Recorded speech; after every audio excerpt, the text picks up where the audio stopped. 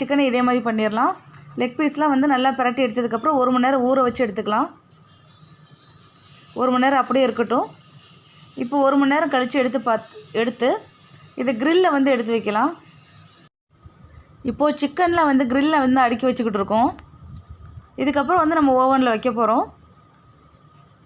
Oven வந்து already நான் preheat பண்ணி வச்சுருந்தேன். இப்போ சிக்கன்லாம் வந்து ஓவனுக்குள்ளே வச்சாச்சு.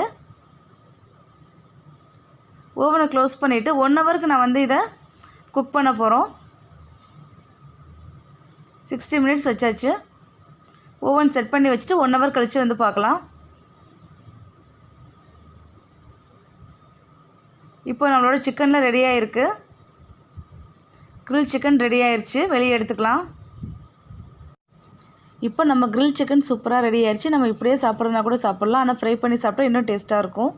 இப்போ வாங்க அந்த ப்ராசஸ் எப்படின்னு பார்க்கலாம்.